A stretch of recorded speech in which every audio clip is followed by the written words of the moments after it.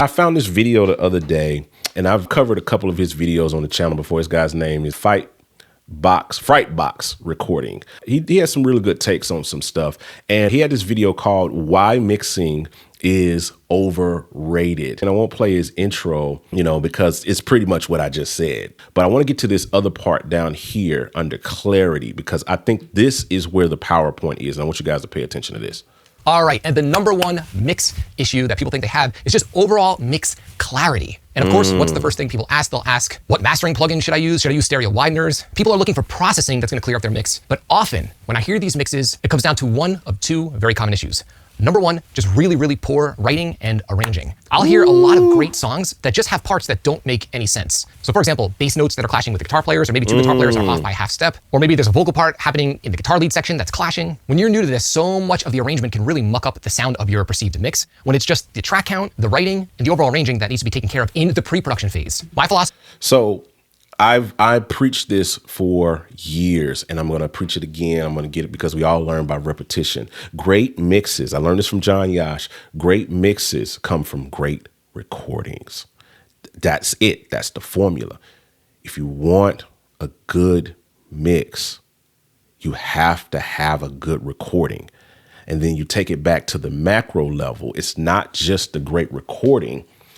It's great arranging, great songwriting, you know what I mean? And then I'll take it another further and say that it's good editing, because these are things that we miss out on in the flow as well. We don't edit well. We don't write well. We don't arrange well. You know what I'm saying? And so those things come together. Like, these DAWs have exploited us in a way and gave us unlimited tracks, right? So now you can add 100 tracks of aux into your song if you want to.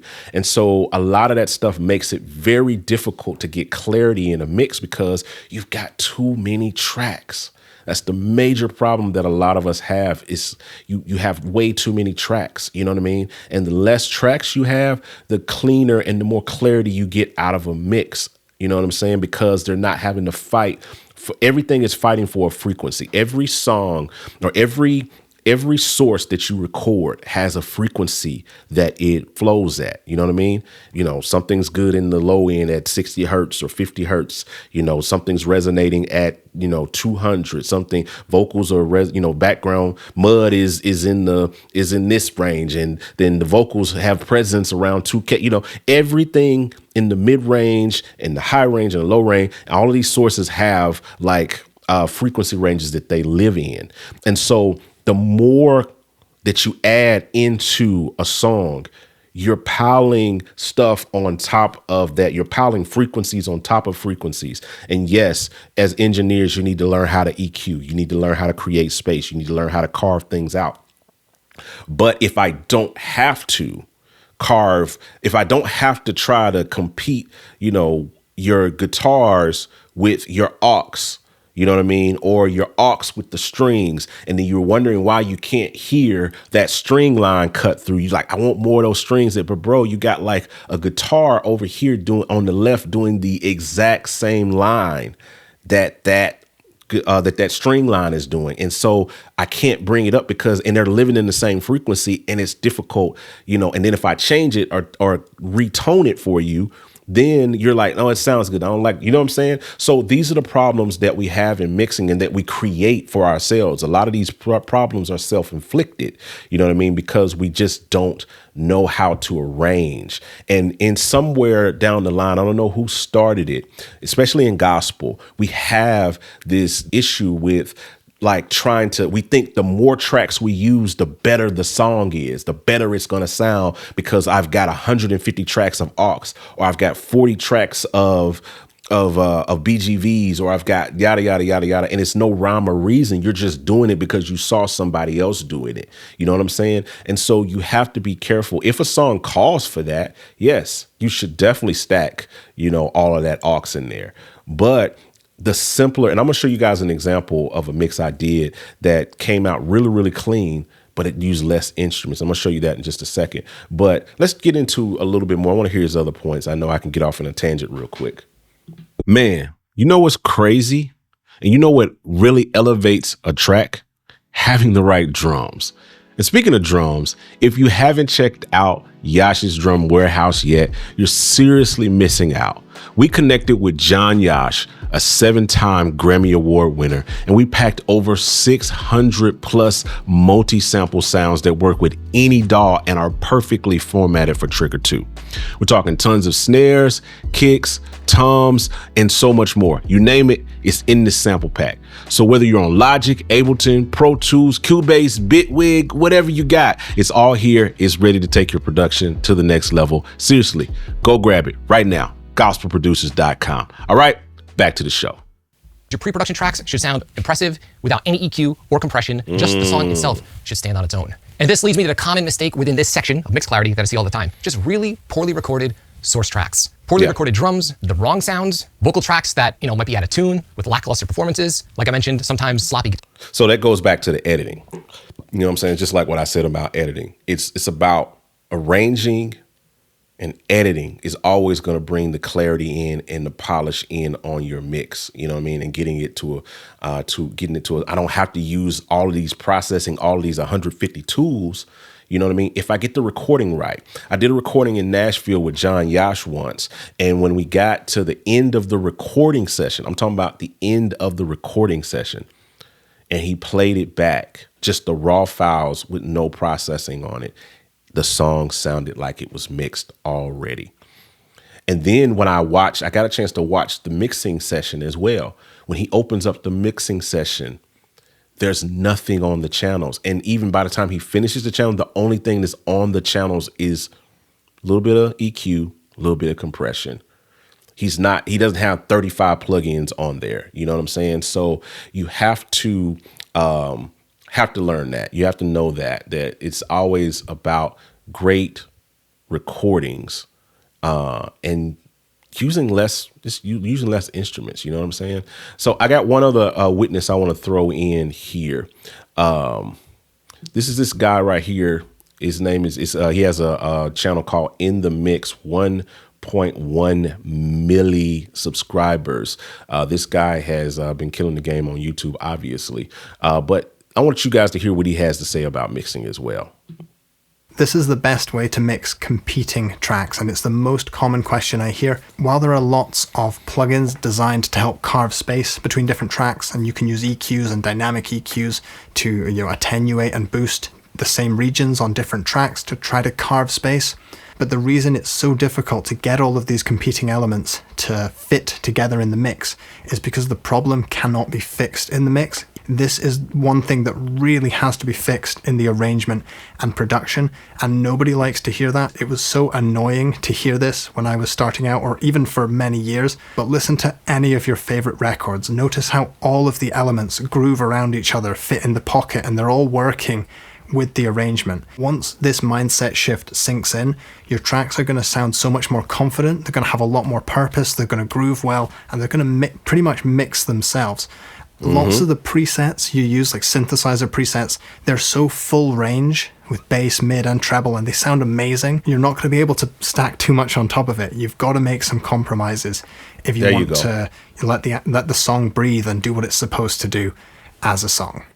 I love that. And he goes into a lot of different things on phase, on all kind of different things. And again, I'll put loudness, all that. I'll put all of this in the description of the videos. You guys can go watch these actual videos because they're really, really good. But the key point that I want to hone in on is that the way that you win the game is you have to get good arranging. And good arranging does not mean 10,000 tracks. It does not mean 85 guitars stacked. You know what I'm saying? It does not mean that you got to have like 18 pads stacked on top of each other. That doesn't make something sound full. You know what I'm saying? What makes it sound full is the fact that you can hear it.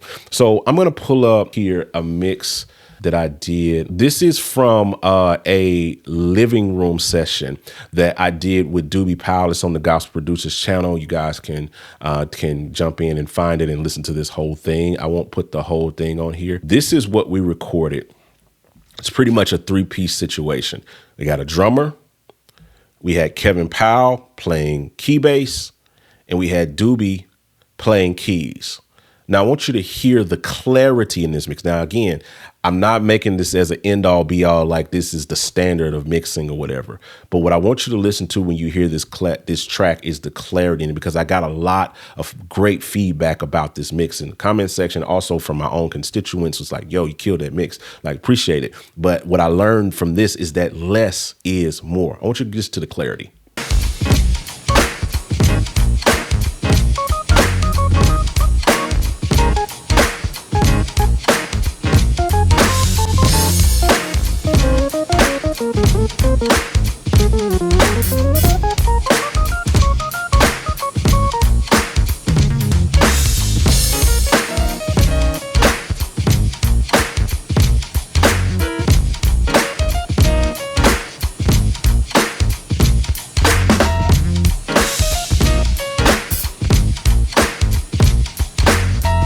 And this is recorded here in my basement, right out there.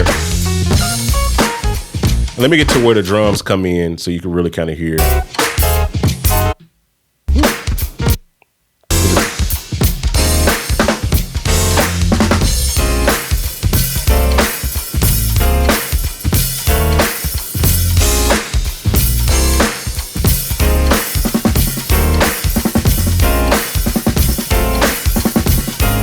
Hear the clarity on the drums.